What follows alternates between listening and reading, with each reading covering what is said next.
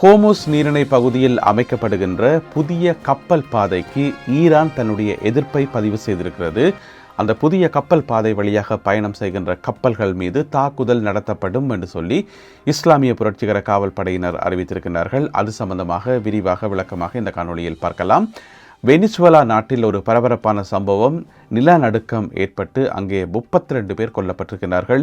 700க்கும் அதிகமானவர்கள் காயமடைந்திருக்கிறார்கள். அது குறித்த விவரங்களையும் பார்க்க இருக்கின்றோம். அதே வேளையில் ஒரு மகிழ்ச்சியான செய்தி என்று சொல்லலாம். சர்வதேச சந்தையில் எரி பொருட்களுக்கான விலைகள் வரலாறு காணாத அளவுக்கு வீழ்ச்சி அடைந்திருப்பதாக தகவல்கள் வெளியாகி இருக்கின்றன. அது குறித்தும் பார்க்கலாம். ஐரோப்பாவை வாட்டி வதைக்கிறது வெப்பம். அது குறித்த மேலதிக விவரங்களையும், ஜெர்மனியிலிருந்து ஒரு சுவாரஸ்யமான செய்தி, ஒரு நீச்சல் தடாகம் சம்பந்தப்பட்ட ஒரு செய்தி உண்டு. எனவே அதனையும் பார்க்க இருக்கின்றோம். தமிழடியான் வேர்ல்டு யூடியூப் சேனலுக்கு உங்கள் அனைவரையும் வருகவென அன்புடன் வரவேற்கின்றேன். வாருங்கள் காணொளிக்குள் போகலாம். ஹோமுஸ் நீரிணை வழியாக செல்கின்ற கப்பல்களுக்கு இஸ்லாமிய புரட்சிகர காவல் படையினர் ஒரு கடுமையான எச்சரிக்கை ஒன்றை விடுத்திருக்கின்றார்கள். அந்த எச்சரிக்கையில் என்ன சொல்லப்பட்டிருக்குன்னு சொன்னால், ஈரானால் அமைக்கப்பட்ட பாதை, ஈரானினுடைய அங்கீகாரம் பெற்ற, ஏற்கனவே ஈரான் அறிவிக்கப்பட்ட பாதையால் மட்டும்தான் கப்பல்கள் போகணுமே தவிர புதிய பாதைகளால் போகக்கூடாது என்று சொல்லி. அதென்ன புதிய பாதை, யார் அந்த பாதையை போட்டது என்று கேட்டிங்கன்னு சொன்னால், இப்போ இந்த சமாதான உடன்படிக்கை வந்த பிறகு IMO என்று இருக்கிறார்கள் தானே, அதாவது ஐக்கிய நாடுகள் சபையினுடைய சர்வதேச கடல்சார் கண்காணிப்பு அமைப்பு IMO என்று சொல்லி, அவர்களும் ஒரு சில நாடுகளும் சேர்ந்து, அமெரிக்கா, ஓமான் போன்ற நாடுகளும் சேர்ந்து 2 புதிய பாதைகளை உருவாக்கி இருக்கின்றார்களாம். ஒரு பாதை வடக்கு பாதை, அது ஈரானுக்கு கிட்டவாக இருக்கும். மற்றது தெற்கு பாதை, சவுத் லேன் என்று சொல்லி, அது ஓமானுக்கு கிட்டவாக இருக்கும். 2 பாதைகளை உருவாக்கி அந்த பாதை வழியாக நீங்கள் போகலாம் என்று சொல்லி IMO அறிவித்திருக்கிறது. ஈரானோட எந்த விதமான டிஸ்கஷனும் இல்லாமல், அதாவது ஈரானோட கதைச்சு பேசாமல் தங்களுடைய இஷ்டத்துக்கு தாங்களே 2 பாதையை போட்டுட்டு எல்லா கப்பல்களையும் இதால் போகலாம் வரலாம் என்று சொல்லி அறிவிச்சா ஈரான் சும்மா இருக்குமா? இப்போ இஸ்லாமிய புரட்சிகர காவல் படை எச்சரிக்கை விடுத்திருக்கிறது. ஏற்கனவே உங்களுக்கு சொல்லப்பட்ட அந்த பாதை வழியாகத்தான் போக முடியுமே தவிர புது பாதைகளால் போக முடியாது.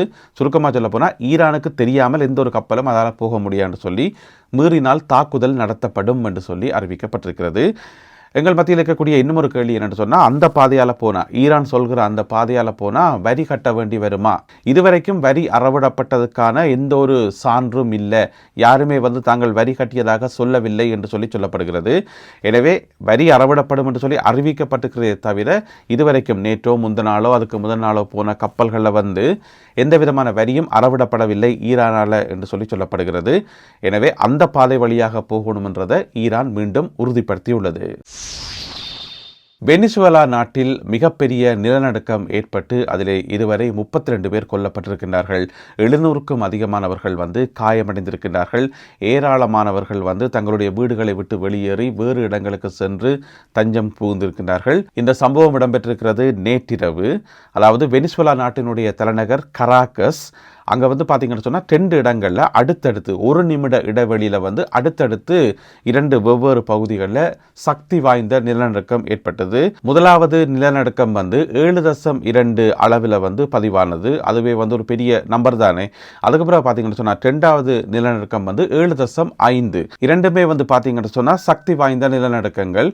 அதனால் இந்த ஒரு பாதிப்பு ஏற்பட்டிருக்கிறது. இப்பொழுது பல்வேறு சர்வதேச நாடுகள் வெனிசுவேலாக்கு உதவி செய்ய முன் வந்திருக்கின்றன. அமெரிக்கா உடனடியாக களத்திலே இறங்கியிருக்கிறது. அதே போல பிரான்ஸ், இத்தாலி, ஸ்பெயின் மற்றது சைனா போன்ற நாடுகளும் இப்பொழுது வெனிசுவேலா நாட்டுக்கு தேவையான உதவிகளை செய்ய ஆரம்பித்திருக்கிறார்கள். என்ன பிரச்சனை சொன்னால், இப்போதான் கொஞ்ச காலத்துக்கு முதல் அரசியலில் ஒரு நிலநடுக்கம் ஏற்பட்டது என்று சொல்லலாம். வெனிசுவேலா நாட்டினுடைய ஜனாதிபதி மாதுரோவை அமெரிக்க படையினர் இரவோடு இரவாக தூக்கி கொண்டு போனார்கள்.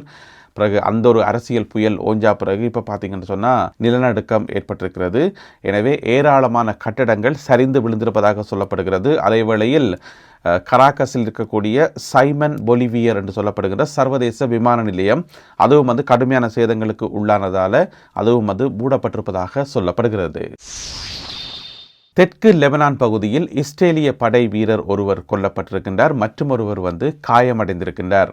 இந்த செய்தி வெளியான உடனே எல்லார் மத்தியிலேயும் ஒரு அதிர்ச்சி தான் இருந்தது. ஏன்னு சொன்னால், அப்போ தெற்கு லெபனானில் திரும்பவும் மோதல்கள் ஆரம்பிச்சிட்டுதா, அங்கே மோதல்கள் ஆரம்பித்தா இங்கே பேச்சுவார்த்தையெல்லாம் குழம்ப போகுது என்று சொல்லி மக்கள் மத்தியில், அமைதியை விரும்புகின்ற மக்கள் மத்தியில் ஒரு அதிர்ச்சியாக தானே இருக்கும்.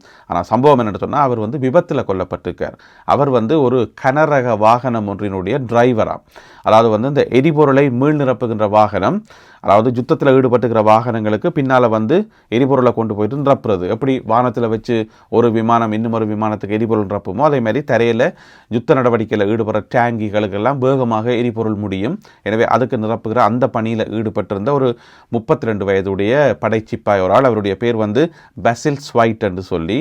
அப்போ அவர் போய்கொண்டிருக்கக்குள்ள ஏதோ ஆக்சிடென்ட்டில் அந்த வாகனம் வந்து தலைகளாக பிறண்டு இருக்குது. அதில் வந்து அவர் கொல்லப்பட்டிருக்கின்றார். எனவே இது ஒரு விபத்து சம்பவமே தவிர இது ஒரு மோதல் சம்பவம் இல்லை என்று சொல்லி இப்பொழுது இஸ்ரேலிய அதிகாரிகளால் உறுதிப்படுத்தப்பட்டுள்ளது. அடுத்தது ஒரு மகிழ்ச்சியான செய்தி. இன்றைக்கு வியாழக்கிழமை காலமாக பார்த்தீங்கன்னு சொன்னால், சந்தைகளினுடைய நடவடிக்கை, சர்வதேச பங்கு சந்தைகளினுடைய நடவடிக்கைகள் மகிழ்ச்சியாக ஆரம்பித்தன என்று சொல்லி சொல்லப்படுகிறது. அதுக்கு காரணம் எரிபொருட்களுக்கான விலைகள் வந்து வரலாறு காணாத அளவுக்கு குறைஞ்சிருக்குது என்று சொல்லி. நாங்கள் வளமையாக செய்திகள் என்ன சொல்லுவோம், வரலாறு காணாத அளவுக்கு உயர்ந்திருக்கிறது தான் கடந்த 4-5 மாதங்களாக செய்தி. இப்போதான் முதல் முறையாக ஒரு நல்ல செய்தி வருது, விலை வந்து குறைஞ்சிருக்கு என்று சொல்லி. எப்படி என்று சொன்னால், பிப்ரவரி மாதம் 28ஆம் தேதி தான் யுத்தம் ஆரம்பித்தது.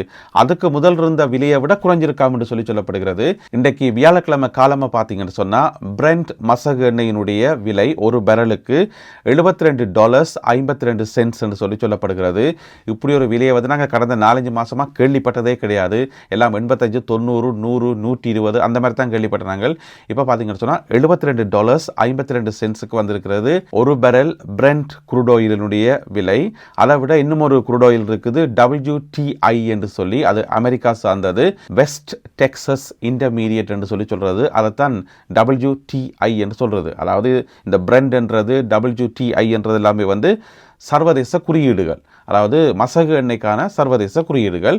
அப்போ அதனுடைய விலை என்னென்னு பார்த்தீங்கன்னு சொன்னால், அது இன்னும் நல்ல செய்தி, $69.41 வந்திருக்கிறது WTI-னுடைய சர்வதேச விலை.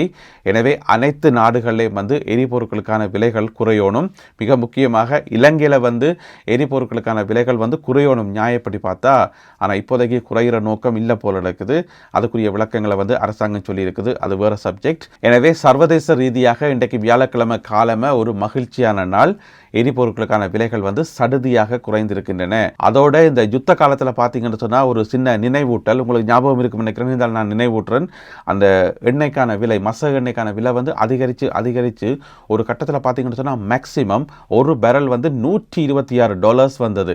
அதாவது ஒரு குறிப்பிட்ட நாளில் ஒரு குறிப்பிட்ட சில மணித்தியாலங்களுக்கு பார்த்தீங்கன்னு சொன்னால் $126 கூட வந்தது. அதுதான் இந்த யுத்த காலத்தில் அதிகரித்த மேக்சிமம் அதிகரிப்பு என்று சொல்லப்படுகிறது. எனவே இப்போ வந்து அந்த நிலைமை தலைகளாக மாறியிருக்கிறது. மகிழ்ச்சியான விஷயம். ஐரோப்பாவை கடுமையான வெப்ப அலைகள் தாக்கி கொண்டு வர்றது உங்கள் எல்லாருக்குமே தெரியும். இருக்கவே முடியலை, ஒரே வேர்த்து ஊற்றுது, வெளியில் போக முடியலை, ஒரே கஷ்டமாக இருக்குது. இப்போ மத்திய கிழக்கு நாடுகளில் இருந்தும் இலங்கை, இந்தியா போன்ற நாடுகளில் இருந்தும் இந்த வீடியோ பார்க்குறார்கள் யோசிப்பீங்கள், அங்கே டெய்லி தான் வெயில் 35 பாகை 36 பாகை அப்படியெல்லாம் இருக்கும், 40 பாகையெல்லாம் தாண்டி இருக்கும். சில நாட்களில் வந்து நாங்களே ஒன்றுமே சொல்லாமல் பேசாமல் இருக்கிறோம், நீங்கள் என்ன எப்போ பார்த்தாலும் புலம்பிக் கொண்டிருக்கிறீங்க வெயில் என்று சொல்லி என்று கட்டாயம் கேட்பீங்கள். என்ன பிரச்சனை சொன்னால், இங்கே எப்போவுமே வந்து குளிராக தானே இருக்கும். ஒன்றில் குளிராக இருக்கும், எல்லாம் மேகமெல்லாம் மூடி போய் அப்படி இருக்கும். அது வருஷம் முழுக்க அப்படியே இருந்து பழகிட்டு திடீரென்று வெயிலை பார்க்கும்போது ஒரு 25 பாகை இல்லை 20 பாகைக்கு வெயில் வந்தாலே அது இங்கே ஐரோப்பாவில் வந்து பிரேக்கிங் நியூஸ் தான். அப்படி இருக்கும்போது 35, 36, 38 இருக்கும்போது எப்படி இருக்குன்னு சொல்லுங்க பாப்போம். அதுலேயும் பார்த்தீங்கன்னு சொன்னால் பிரான்ஸ் மாதிரியான நாடுகளில் வந்து 40 தாண்டி போயிட்டுது. எனவே மக்கள் வந்து படாத பாடுபட்டு கொண்டிருக்கிறார்கள், வெப்பத்தை தாங்க முடியாமல் தகிச்சு கொண்டிருக்கிறார்கள் என்று சொல்லலாம். அதில் வந்து பிரான்ஸில் இருந்த ஒரு செய்தி என்னென்னு சொன்னால், அங்கே வந்து ஏசி ஃபேன்ஸ் எதுவுமே வந்து விற்பனைக்கு இல்லையாம், எல்லாமே வந்து விற்று தீர்ந்து விட்டதாம் என்று சொல்லி, முக்கியமான கடைகள் எல்லாம் வந்து விற்று தீர்ந்து விட்டதாம் என்று சொல்லி பிரான்ஸில் இருந்து செய்திகள் வந்திருக்குது. அதே போல் இங்கே யூகேல பார்த்தீங்கன்னு சொன்னால், மக்கள் யாருமே வந்து வீட்டில் இல்லை, எல்லாருமே வந்து கடல், ஆறு, குளம், ஓடு என்று சொல்லி இருக்கிற எங்கெங்கெல்லாம் நீர்நிலைகள் இருக்கோ அங்கெல்லாம் போயிட்டு தண்ணிக்குள்ளே குதிக்கிறார்கள் என்று சொல்லி செய்திகள் வெளியாகி இருக்கின்றன. எனவே இப்படியாக ஐரோப்பாவை கடுமையான வெப்ப அலைகள் வந்து தாக்கி வருகின்றன. இன்னொரு விஷயம் என்னென்னு சொன்னால், இந்த ஐரோப்பிய நாடுகள் எல்லாமே வந்து, அது பிரித்தானியாவாக இருக்கலாம், பிரான்ஸாக இருக்கலாம், எல்லா நாடுகளுமே வந்து இந்த குளிர தாங்கும் விதமாக தான் வடிவமைக்கப்பட்டிருக்கு. அதனுடைய வடிவமைப்பை வந்து குளிர தாங்கும் விதமாக தான், வெப்பத்தை தாங்கும் விதமாக இந்த கட்டமைப்புகள் வந்து பெரும்பாலும் இல்லை. அதனால் வந்து ஒரு கொஞ்சம் வெயில் அதிகரித்தாலே உடனே நிறைய தீ விபத்துகள் ஏற்படும். பிறகு ரயில்வே தண்டவாளங்கள் எல்லாம் உருகி போக்குவரத்தில் நிறுத்தப்படும். இந்த மாதிரி கணக்க பிரச்சனைகள் வெயில் காலத்தில் வாரது. எனவே ஒன்றுமே செய்ய முடியாது, அனுபவிச்சு தான் ஆகணும். இயற்கையை வந்து ஒன்றுமே செய்ய முடியாது. இதுக்கிடையில் வந்து ஜெர்மனியில் இருந்து ஒரு சுவாரஸ்யமான செய்தி என்று சொல்லலாம். என்னென்னு சொன்னால், எல்லாருமே வந்து இப்போ ஸ்விம்மிங் பூலுக்கு, குளத்துக்கு, ஆற்றுக்கெல்லாம் போயினு தானே. ஜெர்மனியில் வந்து பெர்லின் நகரத்தில் இருக்கக்கூடிய ஒரு ஸ்விம்மிங் பூல் உண்டு ஒரு தடை ஒன்றை விதித்திருக்கிறது. என்ன தடை என்று சொன்னால், எங்களுடைய ஸ்விம்மிங் பூலுக்கு, நீச்சல் தடாகத்துக்கு வந்து நீந்த வாராக்கள் ஜேர்மன் மொழி நன்றாக பேச வேண்டும். உங்களுக்கு ஜேர்மன் மொழி தெரியல என்று சொன்னால் இந்த பக்கம் வரவே கூடாதுன்னு சொல்லி ஒரு போர்டு ஒன்று வச்சிருக்கணும். அதை சும்மா வாயால் சொன்னாலும் பரவாயில்ல, ஒரு போர்டு ஒன்று வச்சிருக்கணும். அது வந்து மிகப்பெரிய சர்ச்சைகளை வந்து உருவாக்கி இருக்கிறது. அது எப்படி ஜேர்மன் மொழி உங்களுக்கு தெரியாட்டி நீங்கள் ஸ்விம்மிங் பூல் பக்கம் போகவே முடியாதுன்னு சொன்னால், அது வந்து ஒரு மாதிரி அந்த மொழி ரீதியாக பிடிக்கிற மாதிரி தானே, ஒரு மொழி துவசம் மாதிரி தானே. அந்த நீச்சல் தடாகத்தினுடைய பேர் என்னென்னு சொன்னால் கொலம்பியா டேட் என்று சொல்லி, பெர்லினில் இருக்க கொலம்பியா டேட் என்று சொல்லப்படுகிறது. அதுக்கு எதிராக உடனடியாக மக்கள் பொங்கி எழுந்து, ஜெர்மன் மக்களை வந்து, வெளிநாட்டு ஆக்களில் ஜெர்மன் மக்களை வந்து பொங்கி எழுந்து, அப்படியெல்லாம் நீங்கள் செய்ய முடியாதுன்னு சொல்லி என்ன சொல்லுங்க ஆகும். இப்போ வந்து சம்மர் டைம், நிறைய டூரிஸ்ட் வருவினம். இப்போ நாங்கள் போகிறோம், எங்களுக்கு ஜெர்மனில் ஒரு வார்த்தை கூட தெரியாது. அங்கே வரவேண்டான்னு சொன்னால் இன்னும் எப்படி இருக்குன்னு சொல்லுங்க ஆகும். அப்புறம் டூரிஸ்ட்டுக்கு வந்து ஏமாற்றமாக இருக்குன்னு தானே.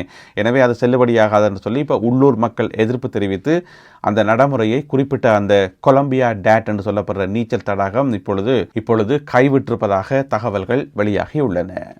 இந்த காணொலியில் பகிர்ந்து கொள்ளப்பட்ட செய்திகள், தகவல்கள் தொடர்பான உங்களுடைய கருத்துக்களை மறக்காமல் கீழே எழுதுங்கள். மீண்டும் சந்திப்போம் உறவுகளே. நன்றி, வணக்கம்.